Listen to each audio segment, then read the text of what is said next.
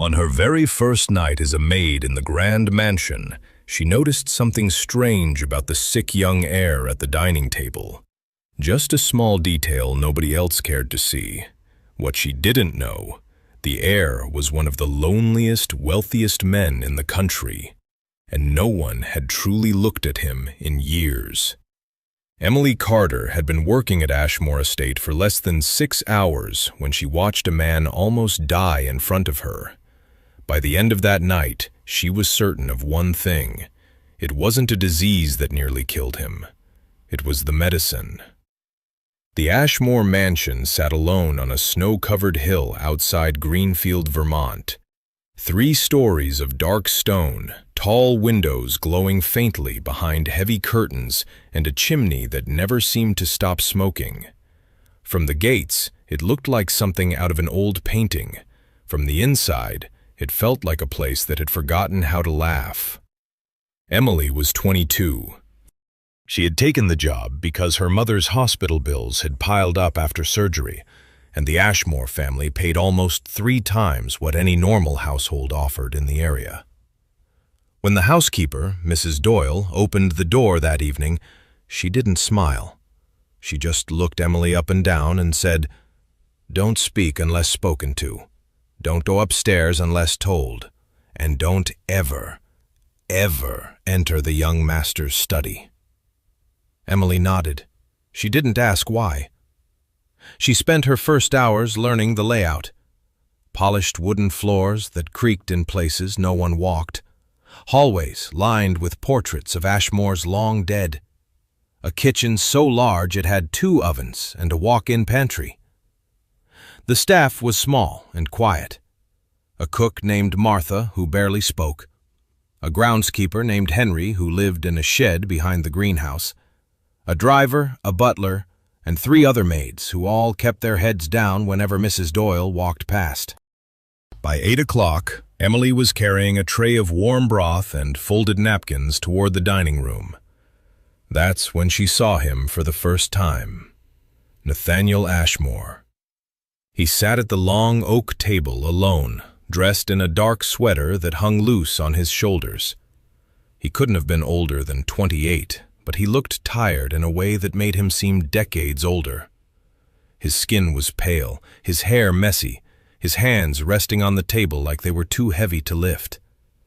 Still, when he glanced up at Emily, his eyes were sharp, alert, almost too aware for someone the family kept describing as very ill. "You're new," he said softly. "Yes, sir. Emily Carter. I started today." He gave a small nod.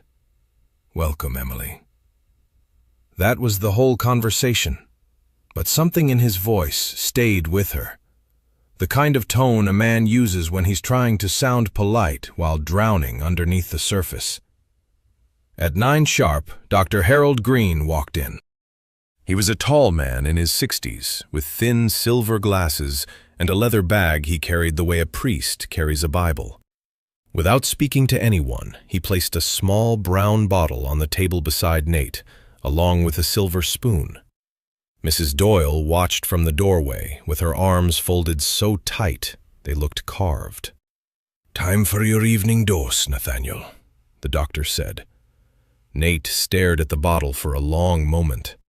Emily, who was clearing dishes from the side of the table, slowed her hands so she could watch. He looked fine. Tired, yes, but fine. His breathing was steady. His hands didn't shake. He took the spoon, swallowed the dark liquid, and grimaced once at the taste. Then he reached for his glass of water. He never picked it up. His arm froze halfway. His eyes went wide. The color drained from his face so fast that for a second Emily thought she'd imagined it. His throat made a small choking sound, and then his whole body jerked forward, knocking the glass over. The spoon clattered to the floor. The brown bottle followed, spilling a thin trail of dark liquid across the polished wood. "Nate!" Mrs. Doyle shouted. Dr. Green was already at his side. "Another episode. Get him upstairs. Quickly." Two of the male staff rushed in from the hallway. They lifted Nate under the arms. His body was limp, his lips already turning a dull blue. As they carried him past Emily, he turned his head, just slightly, and his eyes met hers. They were wet, and full of something she couldn't put a name to. Fear, maybe. Or a question he couldn't ask out loud. Then he was gone. The dining room fell silent. Mrs. Doyle stood frozen at the door, breathing hard. "Clean it up," she said finally, without turning around. "And don't speak about this to anyone. Mr. Nathaniel has a rare nerve disease. These episodes happen." She walked out. Emily knelt beside the spilled liquid. Her heart was pounding so loud she could hear it in her ears. She wiped the mess with a cloth, slowly, carefully, and when nobody was watching, she pressed a small, folded handkerchief into the puddle and slipped it into her apron pocket. A rare nerve disease didn't hit a healthy-looking man within 60 seconds of swallowing his medicine. Something else had. And Emily Carter, on her very first night inside Ashmore Estate, decided she was going to find out exactly what. Emily barely slept that night. Her small room was on the 3rd floor at the back of the estate, tucked beside a storage closet that smelled like old wood polish. She lay in the narrow bed, staring at the ceiling, the handkerchief still folded inside her apron pocket on the chair across the room. Every time she closed her eyes, she saw Nate's face, the way his color had drained, the way his lips turned blue, the look in his eyes as they carried him away. By morning, she had made a decision. She would keep her head down, do her work, and pay attention to everything. Breakfast at Ashmore Estate began at 6. Emily was already in the kitchen helping Martha when Mrs. Doyle came in with a list of duties. "You'll dust the library today," she said. "Then strip the linens in the green guest rooms, and under no circumstance will you go near the east wing. The young master's study is at the end of that corridor. No one is allowed inside, not me, not Martha, not even the doctor." Emily nodded. "Also," Mrs. Doyle added, lowering her voice, "Mr. Richard arrived from Boston this morning. He'll be staying through the month. Stay out of his way." That was the first time she heard the name. Richard Ashmore. She saw him an hour later walking down the main staircase like he owned every inch of stone beneath his feet. He was somewhere in his 50s, broad-shouldered, dressed in an expensive gray coat that didn't have a single wrinkle in it. His hair was silver at the edges, his face clean-shaven, his expression flat. He didn't bother looking at the staff as he passed. He didn't have to. The way the maid stepped aside without being told said everything. By noon, Emily had pieced together the basic facts. Richard was Nate's uncle, the late Mr. Ashmore's younger brother. After Nate's father had died of a heart attack 2 years earlier, Richard had stepped in to manage things while his nephew recovered from his illness. Now he ran the company, signed the contracts, controlled the bank accounts, and made every decision that mattered. Nate was the heir on paper. In real life, he was a sick man trapped in a bedroom upstairs. The rules of the house started to make a strange kind of sense. Only Dr. Green prepared the medicine. He kept it locked in a small clinic he had set up in the East Wing, mixed it himself, and delivered it personally, morning, afternoon, and night. No one else touched the bottles. No one even saw inside the cabinet. The study was forbidden. So was the file room beside it. The staff didn't say Nate's name unless they had to. When they did, they whispered it. That afternoon, Emily was carrying clean towels up the back staircase when she nearly collided with Nate himself. He was standing at the top of the steps in a robe and slippers, leaning against the wall as if he had just walked the length of a marathon. "Sir?" she said quickly, lowering her eyes. "Wait." His voice was hoarse but clear. "Emily. Is it Emily?" "Yes, sir." He studied her face for a long moment. In the daylight, he looked different than he had at the dining table, less faded. His eyes were red but steady. His hands, though thin, weren't shaking. "Are you feeling all right today, sir?" she asked carefully. "I'm always better in the morning," he said. He gave a small, dry laugh that had no humor in it. "By night, I'm a different man. Funny how that works." Before she could answer, footsteps came up the staircase below. Dr. Green's voice called his name. Nate straightened, and the small bit of warmth in his face vanished. "Go," he murmured. "Don't let him see you talking to me." Emily slipped past him and disappeared into the linen closet, her heart racing again. Always better in the morning. By night, a different man. She thought about it the rest of the day. The mornings before his first dose, the afternoons between the second and third, the evenings after the third, when the collapses always came. Every servant in the house had accepted it as part of his disease. Standing in that closet with a pile of folded towels in her arms, Emily knew the timing wasn't a coincidence. That night, she couldn't sleep again. A little before midnight, she got up to fetch a glass of water from the kitchen. The hallways were dark, lit only by the small wall lamps that stayed on after hours. She moved quietly. Old wooden floors gave away every step if you weren't careful, and as she rounded the corner of the west hallway, she heard voices behind a half-closed door. She froze. The door belonged to the smoking room. Through the crack, she could see the back of a tall man in a gray coat, and across from him, the silver hair of Dr. Green catching the light of a single lamp. She held her breath. "He had another episode last night," Dr. Green was saying. His voice sounded tight. "If we keep at this dosage, he won't make it through the winter. His heart can't take much more." "Then ease it down," Richard answered calmly. "Only a touch. I don't need him dead, Harold. I need him pliable." "Richard, the winter contracts go to the board on the 18th of January. He has to be alive for the signature. After that, I don't care what you do with him." There was a silence so heavy, Emily felt it in her chest. "And if he starts asking questions?" the doctor said. "He won't. He doesn't have the strength." Richard's voice grew softer, almost amused. "And if by some miracle he does, you'll increase the dose for a week. He'll forget what he was angry about. He always does."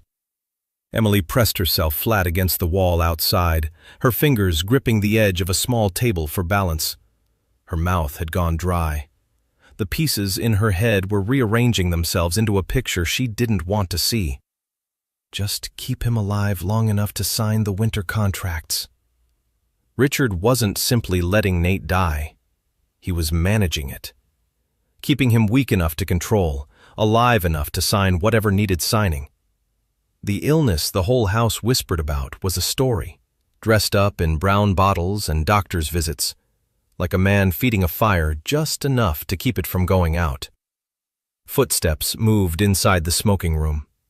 Emily turned and ran on bare feet back the way she had come, all the way up the back staircase to her tiny room on the third floor. She locked the door behind her, sat on the edge of her bed, and tried to breathe. She had walked into Ashmore Estate 3 days ago for a paycheck.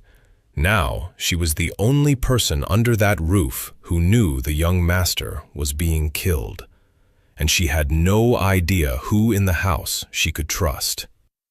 Emily waited 2 days before making her move. She needed a reason to leave the estate without raising suspicion. Servants were given 2 afternoons off each week, and hers fell on Wednesday and Saturday. On Wednesday morning, she told Mrs. Doyle she needed to mail a letter to her mother and pick up a few personal items in town. "Be back before 5, Mrs. Doyle said without looking up from her clipboard. "And don't speak about anything that happens inside this house. Belridge is a small town. Word travels." "Yes, ma'am." Emily pulled on her coat, wrapped a scarf twice around her neck, and tucked the folded handkerchief deep into the inside pocket, where it pressed against her ribs. The town of Belridge sat 15 minutes down a snow-packed road, one main street, brick storefronts that had stood there since before her grandmother was born. A diner, a hardware store, a bakery whose windows fogged from the heat inside, and a small post office with a green door. At the far end, behind a hand-painted sign that read Hayes Family Pharmacy, established 1962, sat a narrow shop with peeling paint and a bell over the door. She had asked Martha about it the day before, slipping the question between bites of bread. "Oh, old Walter," Martha had said. "He doesn't fill many prescriptions anymore, mostly sells cough drops and reading glasses. But folks say he was the best chemist in the county once, knew more about medicine than half the doctors in Boston." That was exactly the kind of person Emily needed. The bell jingled when she pushed the door open. Inside, the pharmacy smelled like dried herbs and old paper. The shelves were full but neat. Bandages, vitamins, jars of lozenges in faded labels. Behind the counter, a thin man in his late 70s sat reading a newspaper through square glasses. He had white hair, a trimmed beard, and hands that looked steady in spite of his age. "Afternoon," he said without looking up. "Are you Mr. Hayes?" "Walter, please. Mr. Hayes was my father." He folded the paper. "What can I do for you, miss?" Emily glanced at the door. The shop was empty. "I need a favor," she said quietly, "and I need you to keep it private." Walter studied her for a moment. His eyes were sharp, the kind that didn't miss much. Then he stood, walked around the counter, and turned the latch on the front door. "Come to the back." The back room was small, lit by a single lamp. There was a wooden workbench covered in glass droppers, small scales, notebooks, and chemistry equipment that looked decades old, but well cared for. Walter pulled out a stool and gestured for her to sit. "What do you have?"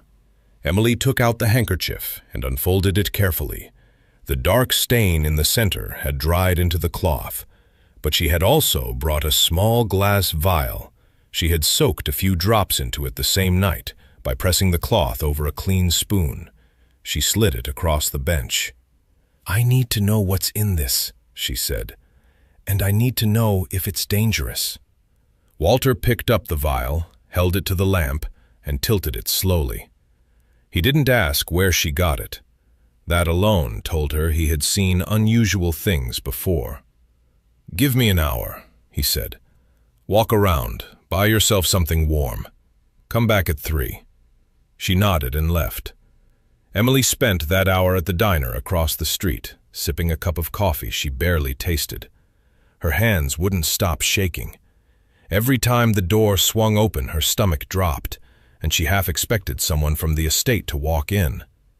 At 5 minutes past 3, she pushed open the pharmacy door again. Walter had the vial sealed in a small glass dish on his bench. His face was different now. Tighter. Older. "Sit down, miss." She sat. "I'm going to ask you one question," he said, "and I want the truth. Where did this come from?" Emily hesitated. Then, quietly, she said, "From a man who is given it 3 times a day, under doctor's orders."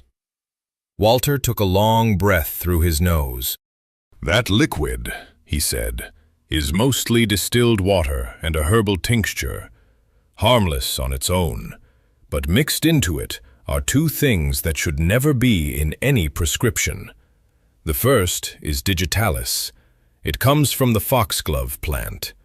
In the right dose, it's used for heart conditions. In the wrong dose, it slows the heart, weakens the muscle, and causes confusion and tremors. The second is a mercury compound, the kind we stopped using in medicine almost 100 years ago because it builds up in the body and damages the nerves over time. Memory loss, mood swings, trouble breathing. Emily felt cold spread through her chest. "How much is in it?" she whispered. That's the part that's already keeping me awake. Walter took off his glasses and set them on the bench. The amounts are tiny, carefully measured.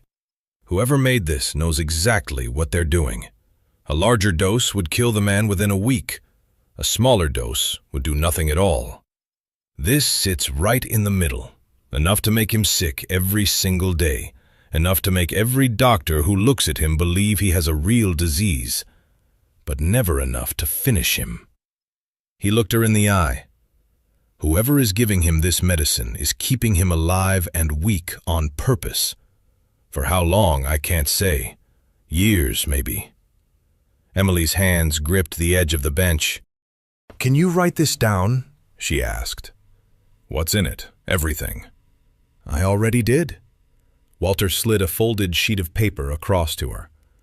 Put it somewhere safe, and miss, whoever is behind this has money and patience. People like that don't lose by accident. She took the paper, pushed it into her coat pocket beside her mother's old letters, and stood up. "Thank you, Mr. Hayes." "Walter," he said again, "and be careful." The bell jingled as she stepped back onto the sidewalk. The afternoon light was fading fast. Snow had started to fall again, thin and slow. Emily pulled her scarf up to her chin and turned toward the road that led back to the estate. She had crossed the street and reached the corner of the post office when something made her stop. A black SUV was parked across from the pharmacy. The engine was running. The windows were tinted. A thin trail of exhaust drifted up from the back of the vehicle into the cold air. She could not see the driver, but she could feel him. Watching her. She didn't run. She didn't look directly at the car. She walked, steady and slow, the folded paper from Walter pressing against her chest like a second heartbeat. By the time she reached the edge of town, the SUV still had not moved. But she knew, with a certainty that turned her stomach, that someone had followed her here. And someone was going to follow her back. The walk back to Ashmore Estate was the longest 15 minutes of Emily's life. She kept her pace steady, eyes on the road. The SUV didn't follow her openly, but twice she heard tires somewhere behind her, slow, patient, before they peeled off into a side road.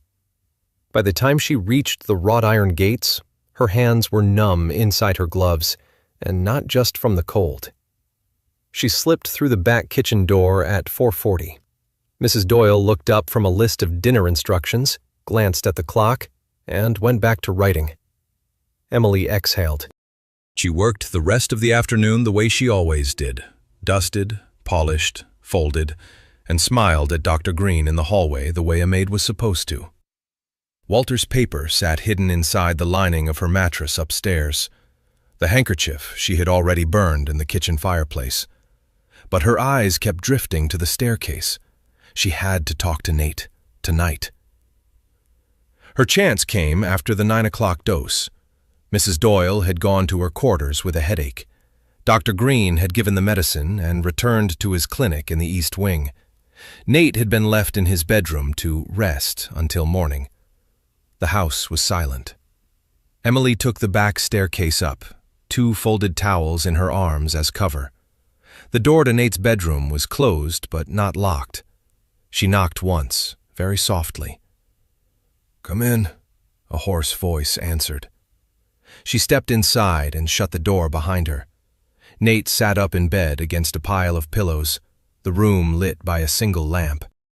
He looked the way he always looked after a dose, pale, sweating, eyes half closed.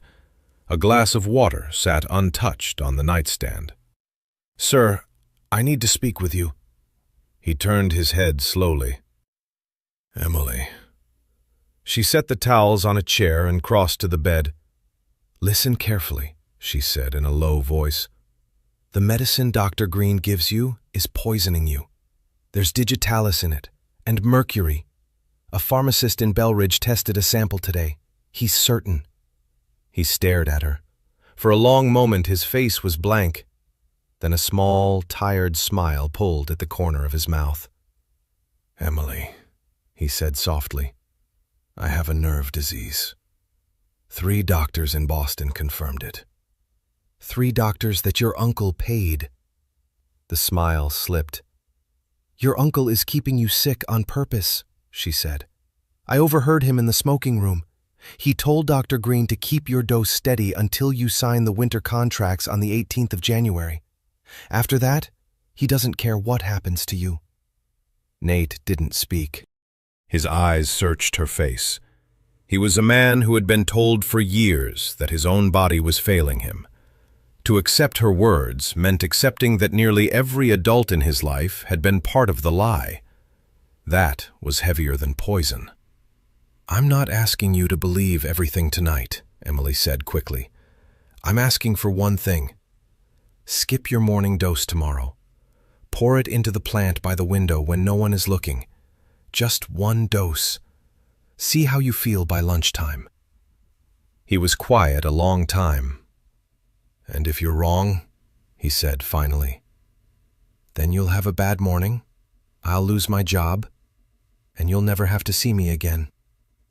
Another silence. He looked at the glass of water. He looked at the curtains. He looked, finally, at her. "1 dose," he said. She nodded once and slipped out. Emily didn't sleep that night. She lay listening to the wind rattle the upstairs windows, replaying every word she had said. If he changed his mind, if he told Mrs. Doyle, if Dr. Green noticed anything off, she could be on a train out of Vermont by sundown with nothing but Walter's paper in her pocket. Morning came slow and gray. She went about her duties like a woman walking on glass. She delivered breakfast trays. She cleaned the front sitting room. On the second-floor landing, she passed Dr. Green, carrying Nate's morning dose in on a small silver tray. The bottle was full. The spoon was clean. 20 minutes later, the doctor came back down with the spoon used and the bottle slightly emptier. Nate had pretended to take it. By 11 o'clock, Emily was sweeping the great hall when Mrs. Doyle came down the staircase, looking faintly puzzled. "Mr. Nathaniel is going outside," she said, almost to herself. "He hasn't asked to go outside in 8 months." Emily kept her head down and kept sweeping. A few minutes later, through the tall front windows, she saw him. Nate was standing on the snowy back porch in a long wool coat that had clearly belonged to his father. His hair was pushed back, his hands were sunk deep in his pockets. He was looking out across the white field that stretched toward the tree line, and for the first time since Emily had met him, he was standing on his own without leaning on anything. She watched him for a long minute before forcing herself back to work. Later, she would learn what happened on that porch. The cold air hit him sharp and clean, the way it used to when he was a boy. He could smell pine smoke from the chimney. He could even smell horses from the stable, though they had been sold years ago, and the smell was only memory. And as he stood there, breathing in air he had not properly breathed in almost a decade, the inside of his head began to clear in a way it had not cleared in years. He remembered. He remembered an argument in his father's study, a week before his father died. Raised voices behind a closed door, Uncle Richard's voice, sharp as broken glass. "You will not cut me out of this company." And his father's reply, calm but cold, "I already have. The papers are with the lawyer in Boston." He remembered going to that lawyer's office 3 days after the funeral and being told the papers had never arrived. He remembered Dr. Green appearing at the estate within a month of the burial, recommended personally by Richard. He remembered the first brown bottle.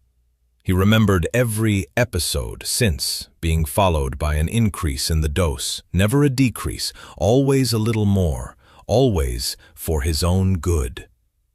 He remembered being a healthy young man at 22. He was 30 now. He had lost almost 10 years. When Nate turned and walked back into the warm hallway of Ashmore Estate, his face was pale, But it was no longer the pail of a sick man. It was the pail of someone who had finally understood what had been done to him, and what he was going to do about it.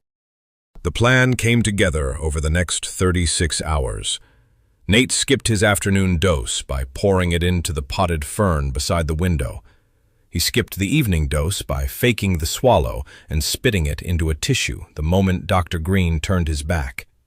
By the second morning, he was strong enough to walk the length of the upstairs hallway twice without holding the rail.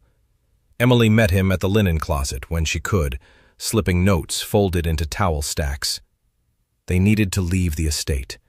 If she had been followed back from Belridge, then someone already knew she was asking questions. It was only a matter of time before Richard moved against them. "Where would we even go?" Nate whispered the second night, leaning against the closet doorframe while Emily pretended to count pillowcases. "Somewhere your uncle wouldn't think to look first." He thought for a long moment. "My father had a fishing cabin," he said quietly, "across the state line. Blackwater Lake, upstate New York. I haven't been there since I was 19. Nobody at this estate even knows it still exists." That was the place. The hardest part wasn't the cabin. The hardest part was getting through the gates. Henry, the groundskeeper, kept an old gray pickup truck parked beside the greenhouse. He drove it to town twice a week to pick up feed and fuel. He was 68 years old, a quiet man with a permanent stoop and a face like worn leather. Emily walked out to his shed at dawn the following day under the pretense of fetching firewood. Henry was already up, sitting at his small workbench with a chipped enamel cup of coffee in his hand. "Mr. Henry," she said quietly, "I need to ask you something." He didn't look up. "Then ask." "If someone needed to leave this estate without being seen, and if that someone was the young master himself, would you help them?" Henry was silent for a long moment. He set the cup down. He stared at the wall. "I worked for his father for 29 years, he said finally. "There hasn't been a real Ashmore in this house since the day Mr. Charles died. I've watched that boy turn into a ghost. If you're asking me what I think you're asking, miss, the answer is yes." "Tomorrow morning, before sunrise, can you have the truck running by the kitchen door at 4:45? "I can." He looked at her now, and his eyes were wet. "Tell him his father would be proud." She nodded and slipped back into the kitchen with an armful of split pine. The escape happened at 4:50 in the morning. The house was dark. Mrs. Doyle slept in her own quarters at the far end of the second floor. Dr. Green was in his clinic. Richard had left 2 days earlier for a meeting in New York and would not be back until the weekend. The timing was as clean as it would ever be. Emily met Nate at the bottom of the back staircase. He wore his father's old wool coat, a cap pulled low, a duffel bag in one hand. Inside the bag were a small stack of his old letters, a leather-bound notebook of his mother's, 2 brown bottles from Dr. Green's clinic that he had quietly stolen the night before, and a black, cloth-wrapped bundle Emily didn't ask about. She carried her own small bag, Walter's paper, her mother's letters, 2 changes of clothes, and the last of the cash she had earned that month. Henry was waiting at the kitchen door, the truck already running quietly in the side path. He had brushed the snow off the hood himself. The headlights were off. "Take the back road through Marlow," he said as Nate climbed in. "Don't stop in the towns. There's a thermos of coffee under the seat. The tank's got just enough to reach the lake." "Henry." "Go, son." The old groundskeeper closed the door, stepped back, and watched as the truck rolled down the drive and into the dark. The trip took 5 hours. They stayed off the highways and stuck to back roads, snaking through small towns Emily had never heard of. The truck rattled and sputtered, but it held. Nate slept for the first 3 hours, slumped against the passenger window, the slow rhythm of his breathing telling Emily more about how exhausted he really was than anything he had said out loud. Blackwater Lake sat at the end of a narrow dirt road that climbed through pine forest, deep into the mountains of upstate New York. The cabin itself was small, one floor, a stone chimney, a wooden dock that disappeared under a foot of snow. The lake beyond was a long, flat sheet of frozen black ice, surrounded by trees so tall they swallowed sound. The first day, Nate slept 14 hours. The second day, he ate. By the third day, he was walking down to the dock, bundled in coats too big for him, tossing pieces of bread out across the ice for birds that wouldn't arrive until spring. His hands had stopped shaking. The gray under his eyes was beginning to fade. He laughed once at something Emily said about Mrs. Doyle's clipboard, and the sound of it surprised him so much he stopped in the middle of the path. "I haven't laughed in years," he said. By the fourth day, he could split firewood. By the fifth day, he was sleeping less and reading more. Old books his father had left in the cabin, articles and contracts from the leather notebook, photographs from a tin box under the bed. He sat by the fire each night with the 2 stolen bottles of medicine on the table in front of him. He never drank from them. He just looked, the way a man looks at a snake he has finally caught in a jar. Emily watched him come back to life. What they didn't know, what they couldn't know, was that 200 miles south, the absence of Nathaniel Ashmore had already become a problem. Mrs. Doyle had reported him missing the morning of the escape. Dr. Green had panicked. Richard, calm in the face of fire as always, gave orders by phone before he had even finished his coffee in his New York hotel suite. No police, no public notice, no scandal. Instead, Richard hired 3 private investigators out of a quiet firm in Boston that specialized in finding people who did not want to be found. He gave them old photographs. He gave them lists of properties owned by the Ashmore family going back 40 years, including, near the bottom, a small fishing cabin near Blackwater Lake that he himself had nearly forgotten about. By the 5th night, while Nate sat by the fire reading his father's old letters, an unmarked car was already turning off the highway and beginning the long, slow drive up into the mountains. Emily and Nate had perhaps another 24 hours. They didn't know it yet. It was the 5th night at the cabin when Nate found the line. He had been sitting by the fire for hours, working slowly through the leather notebook of his father's letters. Most were old business notes, dull and harmless, but tucked between 2 pages near the back was a single folded sheet. A letter his father had written, but never sent.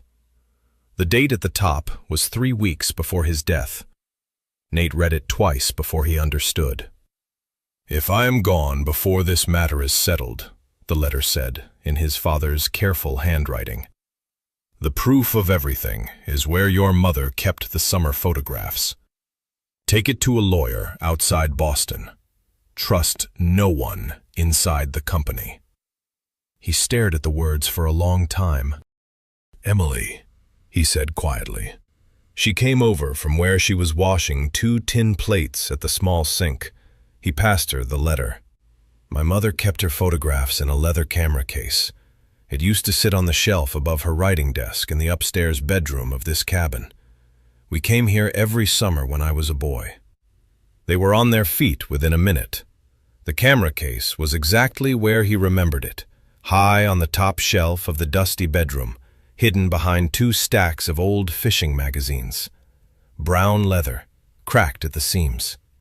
When Emily opened the latch, a faint smell of old film and lavender drifted out. Inside were photographs. A woman with kind eyes, holding a small, dark-haired boy by the dock.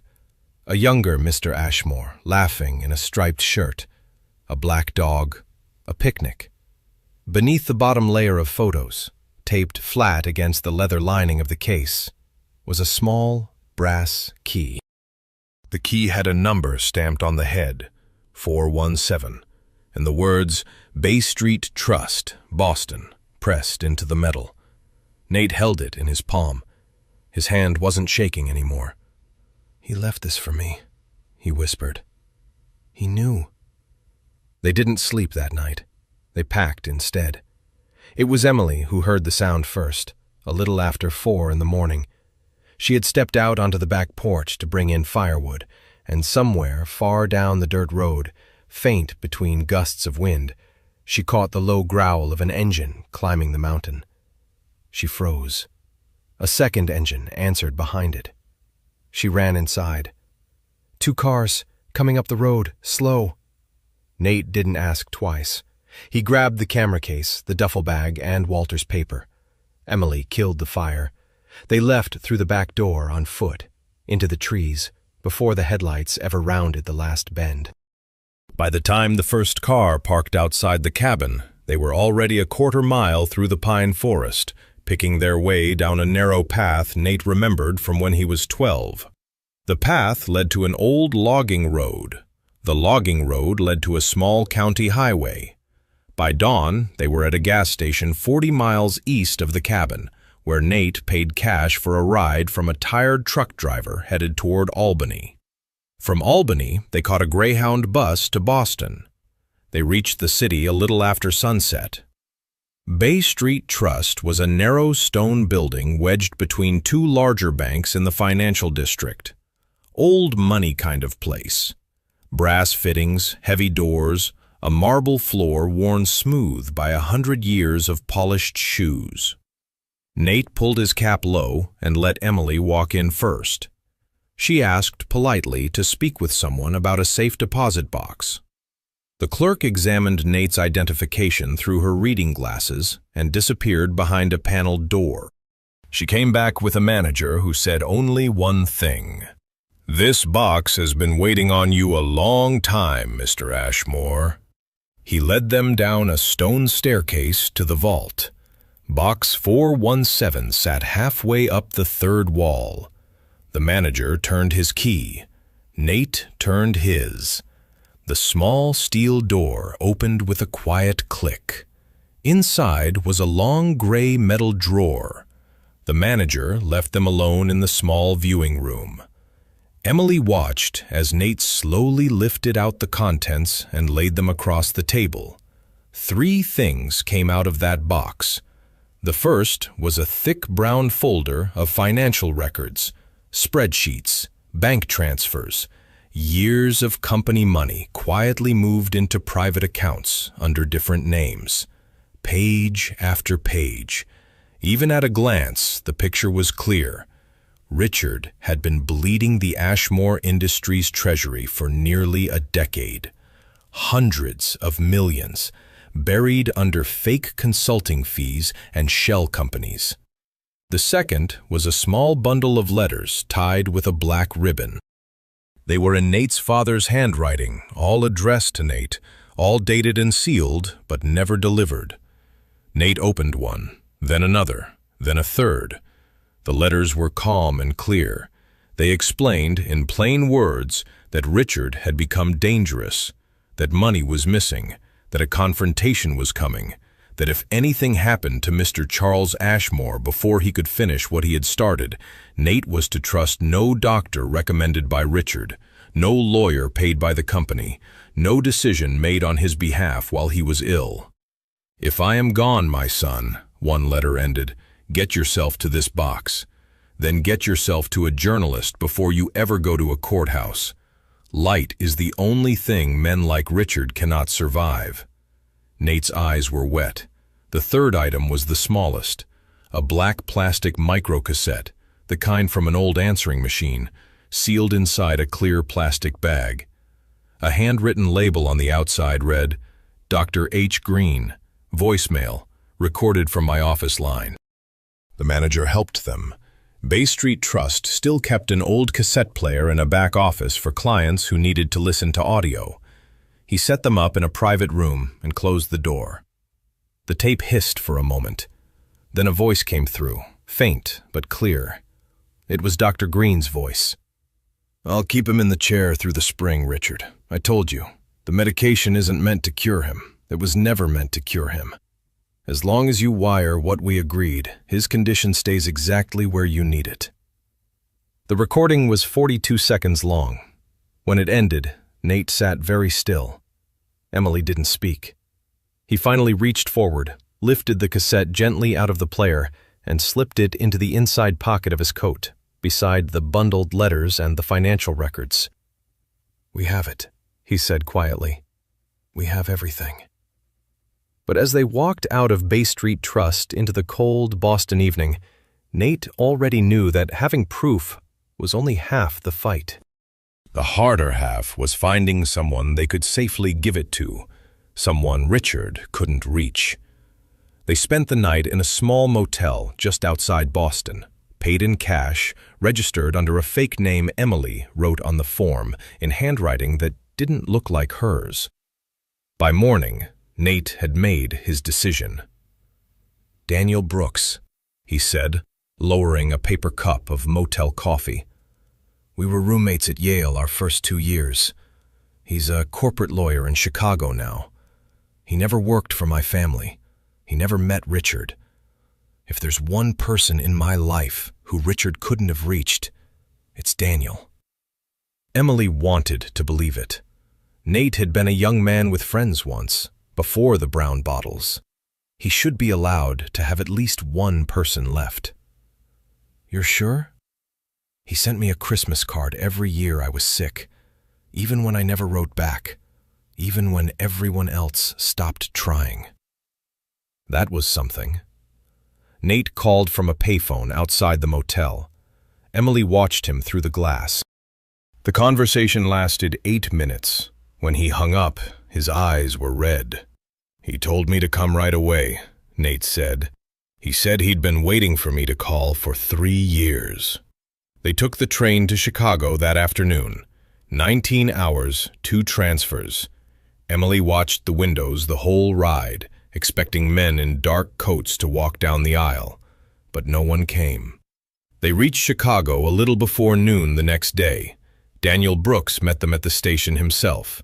He was tall, in his early 30s, with warm brown eyes behind tortoiseshell glasses and a charcoal overcoat. When he saw Nate, he stopped on the platform, set down his umbrella, and pulled him into a long hug. "My God," he said softly, "you're alive." Emily watched and let herself breathe for the first time in days. Daniel drove them to a quiet hotel near the lakefront, booked a corner suite under his firm's account, and brought them up by a side entrance. He took their wet coats and called for hot food without ever raising his voice. "Show me what you have," he said gently, once the room service had come and gone. Nate laid everything out on the long mahogany table, the folder of financial records, the bundled letters from his father, the small black cassette in its clear plastic bag, Walter's typed analysis of the medicine. Daniel went through every page slowly, his lawyer's mind working ahead of his face. By the time he reached the cassette, his jaw had set in a hard line. "This is enough," he said. "More than enough. Federal charges, state charges. Every regulator in the Northeast will want a piece of him." He looked up. "But Richard isn't the kind of man you take down with a quiet press conference. We need to plan this carefully, get you both protected, speak to the right people in the right order." "How long?" 48 hours, 3 days at most. Stay in this room. Don't answer the door for anyone but me. Order food only through the in-room phone. I'll arrange a federal contact tomorrow morning." He squeezed Nate's shoulder before he left. "It ends, brother. I promise." Emily wanted to believe him too. She almost did. Late that night, around 11:30, Emily got up to fill a glass of water from the kitchenette. The suite was a long L shape, with the bedrooms tucked behind a corner at the far end. As she filled her glass, she heard the soft click of the suite door opening. She froze. Daniel had a key card. Of course he did.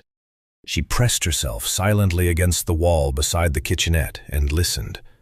He hadn't come toward the bedrooms. He had stopped by the entry table, pulled out a phone, and dialed. He spoke very quietly, but the room had hard surfaces, and she was no more than 15 feet away. "It's me," Daniel was saying. "He's here. Both of them. The Bay Street box is empty. They have everything I told you they would. I've put them in the corner suite on the 11th floor, 1108. Emily's hands went cold. "I can keep them quiet for one night. After that, you'll need to move. You promised me 12% and the seat on the board, Richard. I want it in writing before sunrise tomorrow." A long silence. Daniel listening. "Yes, yes. Service elevator on the east side opens to the alley. The boy is too weak to fight. The girl will run, but she's small." He hung up. Emily didn't move until she heard the suite door click shut behind him. Then she set the glass of water down with a hand that wouldn't stop shaking and walked very quickly to the bedroom. Nate was already half awake. He had heard the door. "Get up," she whispered. "We have to leave. Right now." She told him in 3 sentences while he pulled on his shoes. He didn't argue. He didn't pause to be hurt. There would be time to be hurt later. They packed what mattered: the folder, the letters, the cassette, Walter's paper, 2 coats, Nate's father's wool cap. They left the rest. The hallway outside the suite was empty. The main elevators were at the end of the corridor, but Emily remembered Daniel's words and turned the other way, toward a small, unmarked door. Service elevator, east side, alley exit. They were in the elevator when they heard the chime of the main elevators down the hall. The doors of the main elevators opened. 3 men in dark coats stepped out into the hallway. 2 were broad-shouldered. 1 was holding something inside his jacket. They didn't speak. They walked toward the suite door, calm and unhurried, the way men walk when they think no one is watching. The service elevator doors slid shut a half-second before they could turn their heads. Down they went, 11 floors in silence, Emily and Nate pressed against opposite walls, both of them breathing through their noses to make no sound. The service elevator opened into a back hallway lined with laundry carts. They walked, did not run, past 2 startled staff and out a metal door into the alley. A taxi was idling at the corner. They climbed in before the door had finished swinging open. "Drive," Nate said. "Just drive. Anywhere south." The cab pulled away from the curb. Behind them, on the 11th floor of the hotel, 3 men were knocking quietly on the door of an empty suite. Emily looked at Nate in the back seat of the taxi. He was staring straight ahead, his face pale in the orange wash of the streetlights. "He sent me Christmas cards," he said. His voice was flat. "Every single year." Emily reached over and took his hand. She didn't try to answer. There was nothing to say. The man who had been Nate's friend for 12 years had just sold him for 12% of a poisoned company. And Richard, somewhere out there in the dark, was no longer hiding. He was hunting. The taxi from the Chicago hotel dropped them at a 24-hour diner on the south side of the city. From there, they took a regional bus to Indianapolis, then a second bus east. They did not sleep for 30 hours. Somewhere between Pittsburgh and Philadelphia, Nate finally spoke. "My father said, go to a journalist before a courthouse." Emily nodded. She had been thinking the same thing. They reached New York on a Tuesday night and checked into a small hotel in Queens under another fake name. The next morning, Emily walked into the lobby of the Manhattan Tribune and asked to speak with the financial reporter who had written 3 articles about Ashmore Industries the year before. Her name was Rachel Vance. She was 34, sharp, and had been trying to land an interview with anyone in the Ashmore inner circle for 2 years. When Emily slid Walter's typed analysis across the table in a corner of a coffee shop later that afternoon, Rachel went very quiet. When Emily played her 30 seconds of the cassette through her own old earphones, Rachel went very still. "Where is he?" she asked. "Safe, for now. How fast can you give me the rest?" "Tonight. But there's a condition. You don't run a single word until we say. We have one shot at this, and we need it to land in front of the right room." Rachel listened for a long moment. "Tell me what you need." What they needed was a stage. 3 days later, the New York Plaza Hotel hosted the Ashmore Foundation annual charity gala, a black tie event for 2,000 guests in the grand ballroom, covered every year by every major business outlet in the country. This year, Richard had moved it forward by 6 weeks. The reason sat on every printed program at every place setting. Special announcement: the future of Ashmore Industries. Richard was going to declare himself permanent CEO and chairman of the board. He was going to introduce a regrettable but necessary measure to have Nathaniel Ashmore declared medically unfit, transferring full ownership of the family's voting shares into a trust he himself controlled. He had the paperwork ready. He had the doctors lined up. By midnight, the takeover would be legally complete. He had no idea his nephew was already in the city. Nate and Emily slipped into the hotel through the kitchen entrance 2 hours before the event began. Rachel had paid one of the catering managers to look the other way. A spare tuxedo waited for Nate in a service closet. Emily wore a simple black dress Rachel had bought her that afternoon. Nate's hands were steady. In the small audiovisual control room above the ballroom, 2 of Rachel's tech contacts had spent the day quietly cabling a backup laptop into the projection system. The hotel's own technicians had been told it was for the speaker's tribute reel. Nobody asked. The folder of financial records, the scanned letters, the cassette transferred to a clean digital file, Walter's analysis. All of it sat ready on a USB drive in Emily's clutch. By 8, the ballroom was full. Crystal chandeliers, 2,000 guests in tuxedos and gowns, senators, CEOs, 2 state governors, half the financial press in the country. At the head table sat Richard Ashmore in a perfect black tuxedo, smiling the way a man smiles when he has already won. At 8:40, he stepped onto the stage and began to speak. He spoke about family, about duty, about the difficult years since his brother's passing, about his beloved nephew, who has fought so bravely against an illness that has, sadly, only worsened. He paused. The room paused with him. He drew a folded paper from his inside jacket pocket. "It is with a heavy heart," Richard began, "that I must announce." The doors at the back of the ballroom opened. Nathaniel Ashmore walked in. He was clean-shaven, in a tuxedo that fit him properly for the first time in years. His eyes were clear. His back was straight. He walked, alone, down the long center aisle of the ballroom, and he did not stop walking until he reached the foot of the stage. The room held its breath. Richard's face changed in stages.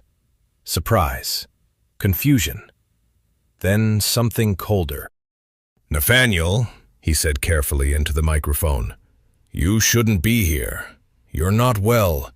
"I'm well, Uncle." Nate's voice carried easily across the silent room. "In fact," he said, "I haven't felt this well in 9 years." He turned to face the room. 2,000 faces stared back at him. "Most of you know me as the sick boy," he said. "The heir who couldn't stand up. I'd like to spend a few minutes explaining why." Up in the control room, Emily nodded once at Rachel's tech. The screens behind Richard came alive. The first slide was a column of numbers. Bank transfers. Years of them. Dated, signed. Routed through 6 shell companies. The total at the bottom of the column was over $400 million. A murmur rolled through the ballroom. The second slide was a scan of one of Charles Ashmore's letters. "If anything happens to me before I can resolve this, my brother is to be considered a danger to my son." The third was Walter Hayes's signed lab analysis. Digitalis and mercury compounds, sustained sublethal dosing consistent with chronic poisoning. The fourth was an audio waveform. Nate lifted a small remote from inside his jacket pocket and pressed a button. Dr. Harold Green's voice filled the ballroom. "The medication isn't meant to cure him. It was never meant to cure him. As long as you wire what we agreed, his condition stays exactly where you need it." 42 seconds of clean recording, heard by 2,000 people, filmed by every camera in the room. Dr. Green was at table 4.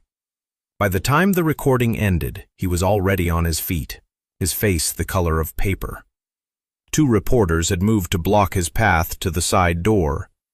A senator at the next table turned in her chair and asked him a single question across the silver centerpieces, in a voice loud enough for the cameras. "Doctor, is that your voice?" He opened his mouth. He looked at Richard. He looked at the crowd. He sat back down and began to talk. It came out of him in pieces, fast and broken. The bottles, the dosages, the wire transfers, the years, the names. He confessed to everything in less than 4 minutes. By the time security reached the head table, Richard was already on his feet, demanding the screens be shut off. Nobody moved to obey him. The press were already calling their editors. By midnight, the story was on every network in the country. By morning, it was on every front page in the world. The Ashmore takeover never happened. The fall did. The arrests began before the gala was even cleared. By 2 a.m, federal agents had taken Richard Ashmore into custody at his Park Avenue penthouse. Dr. Harold Green was held overnight at a Manhattan precinct, his confession already on tape and on camera.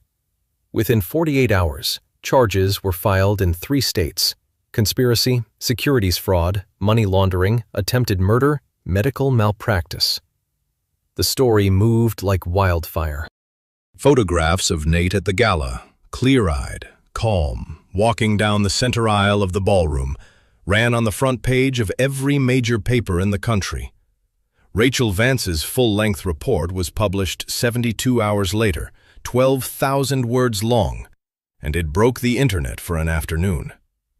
Daniel Brooks's name surfaced on the 3rd day. Emily had given a sworn statement to federal investigators about the call she had overheard in the Chicago hotel. Daniel was disbarred within the week.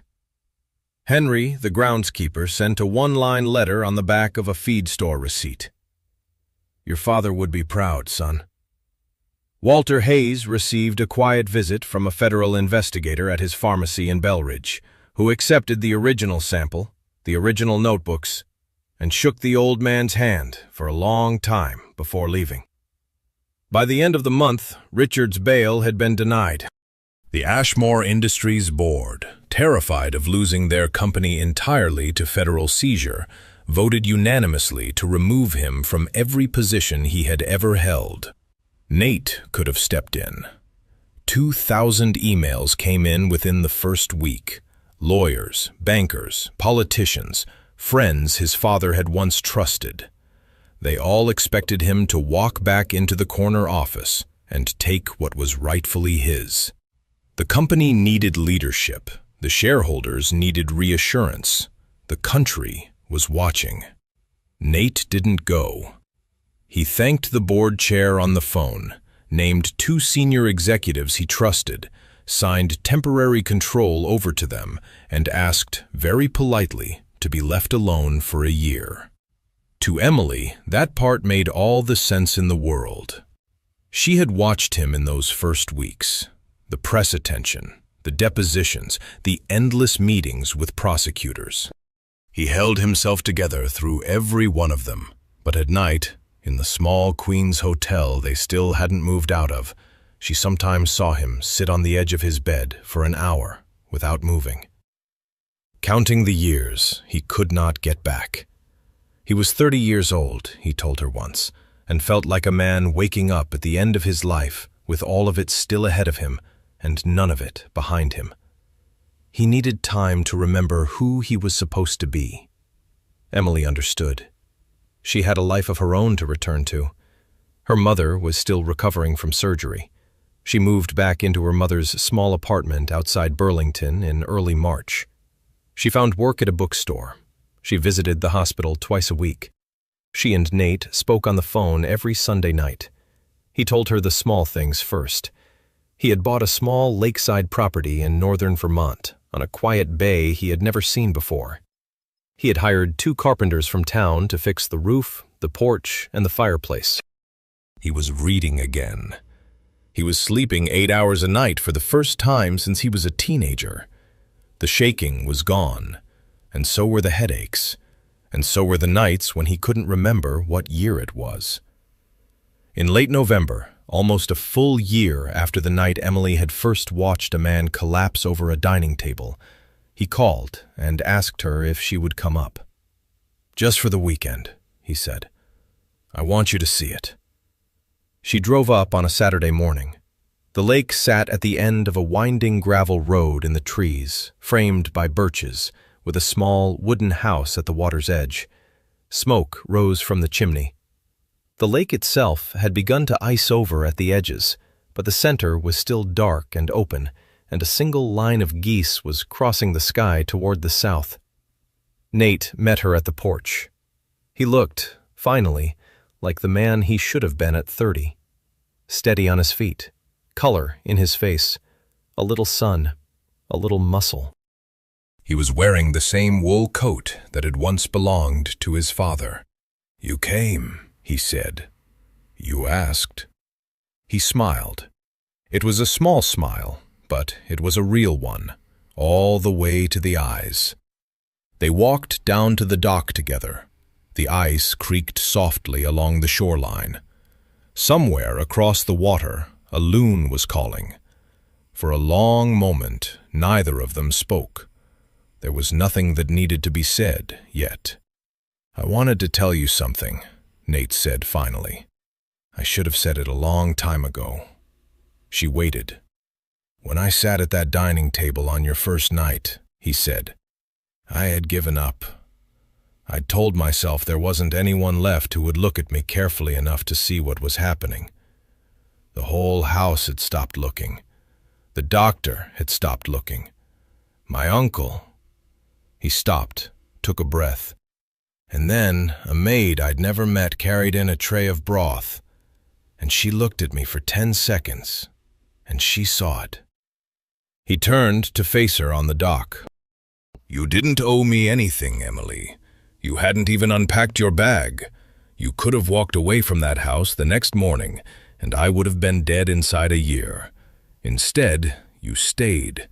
You went into a town you didn't know. You found a pharmacist who didn't know you. You took risks no one paid you to take. You saved my life." "Nate." "Let me finish," he said gently. "I know what I lost. I'm not pretending I don't. But I've spent 10 months sitting beside this lake thinking about what I still have. And the answer keeps being the same." He reached into the deep pocket of his father's coat. He pulled out 2 small brown bottles, the last 2, the ones he had taken from Dr. Green's clinic the night before they ran.